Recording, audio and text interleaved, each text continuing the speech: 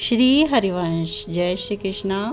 सभी का स्वागत करती हूँ मैं पूजा कृष्णा दासी कृष्णा डिवोशन चैनल पर।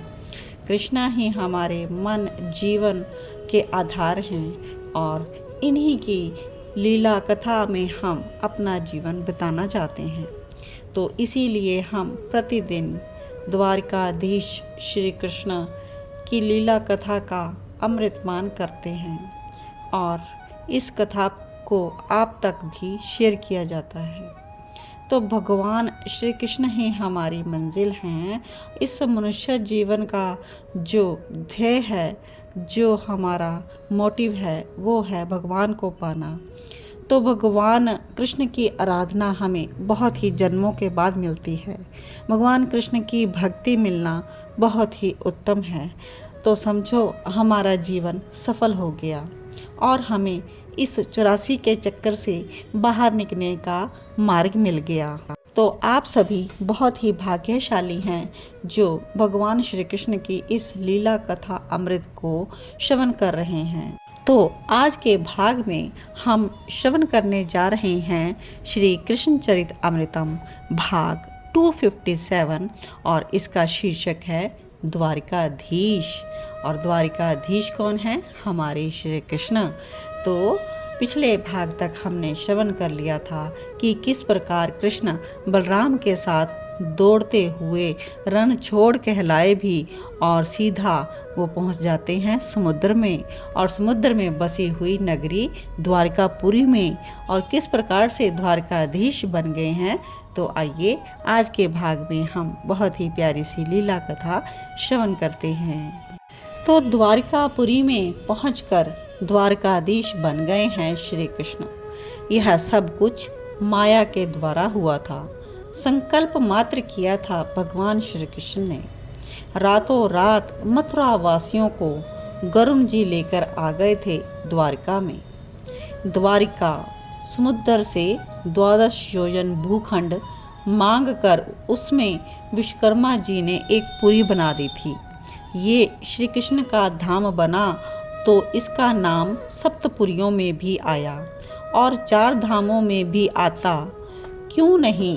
भगवान श्री कृष्ण जिसे अपना बनाए उसकी महिमा तो बढ़नी ही थी। उग्रसेन ही राजा थे द्वारका के भी, पर उनका राजा होना कोई महत्व नहीं रखता था।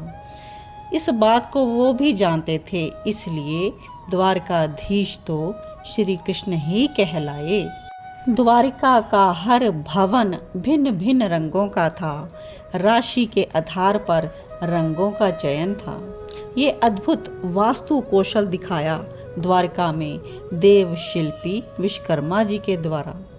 द्वारका के यातायात के लिए समुद्र में एक सेतु की संरचना भी की गई थी, लेकिन इस सेतु की विशेषता यह थी कि जब चाहो इसे उठाया जा सकता था। नगर के 8 महाद्वार थे। निकट पर्वत, उपवन, वन, वाटिका सब अत्यंत सुंदर बने थे। द्वारकाधीश का महल तो इंद्र के महल को भी लज्जित करने वाला था। बहुत ही दिव्य और अद्भुत था। स्वर्ण की तो पूरी द्वारका थी, किंतु द्वारकाधीश का महल नाना रत्नों, मणि, माणिक्य, मोती इनसे इनकी रचना की गई थी। अंतःपुर द्वारकाधीश का समुद्र के किनारे था। सुगंध प्रायोजित नहीं करना पड़ता। अंतःपुर में वायु देव ही सुगंध पहुंचा देते थे। नाना प्रकार के पुष्प खिलते थे वहां पर और सदैव उन पर भौरों का झुंड ही मंडराता रहता था। तो ऐसी थी ये द्वारिका नगरी और इसमें आकर विराजे थे द्वारकाधीश। तो आगे का सीन है कि रात्रि में ही मथुरा से गरुण जी उठाकर लाए थे समस्त मथुरा वासियों को, और जब सुबह वो उठते हैं तो उन्हें कुछ घबराहट सी होती है और क्या कहते हैं सभी, हम कहाँ हैं, क्योंकि सीन जो था सब चेंज हो चुका था। तो ऐसी घबराहट जो प्रजा में ही नहीं महाराज उग्रसेन को भी हुई। तो वो भी देखकर कहने लगे, कहाँ हैं हम, ये कहाँ आ गए। तो सभी आश्चर्यचकित हैं। समुद्र को देखकर मथुरावासी एक दूसरे को कहने लगे, हम समुद्र के किनारे हैं। और प्रश्न सबके मन में था कि हम यहाँ पर कैसे। तो उसी समय नभ से देव ऋषि नारद जी उतरे और द्वारकापुरी को देखते ही आह्लादित हो गए। समस्त नर नारियों ने प्रणाम किया देव ऋषि को और प्रश्न करते वो लोग कि उससे पहले ही देव ऋषि जी बोले, आप लोग सुरक्षित हैं। अरे श्री कृष्ण के कृपा की छाया में जो हैं वो असुरक्षित हो ही नहीं सकता। आप लोग चिंता क्यों कर रहे हैं? कल्प वृक्ष चिंतामणि आदि इसी भूखंड में विराजमान कर दिया है श्री कृष्ण ने। देव ऋषि बोले, स्वर्ग का पारिजात भी वो लेकर आएंगे, इसलिए आप लोगों का चिंता दूर होना श्री कृष्ण के प्रति अविश्वास ही दर्शाता है। आप लोगों के लिए सागर भी रत्नों का दान करता रहेगा, बस एक चिंता है। देव ऋषि अपने स्वभाव के अनुरूप बोले। सभी द्वारकावासी पूछने लगे कि ऐसी कौन सी बात है।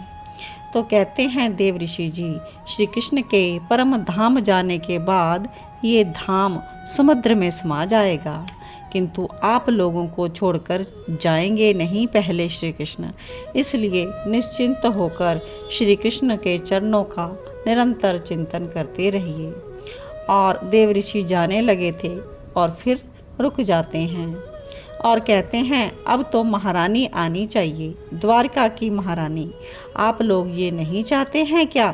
तो देव ऋषि की यह बात सुनकर सब प्रसन्न होते हैं और कहते हैं, अब आप ही कृपा कीजिए, हम सब चाहते हैं विवाह हो हमारे श्री कृष्ण चंद्र जी का। तो बस अब होने ही वाला है, आप लोग तैयार रहिए। देव ऋषि इतना बोले और वीणा बजाते हुए नारायण नारायण गाते हुए चले गए। तो अब सभी को प्रतीक्षा थी कि श्री कृष्ण के विवाह का महोत्सव हो। तो आज का जो भाग है यहीं पर विश्राम लेता है और आगे के भागों में आप श्रवण करेंगे श्री कृष्ण जी की पटरानियों, महारानियों और उनके विवाह उत्सव के बारे में।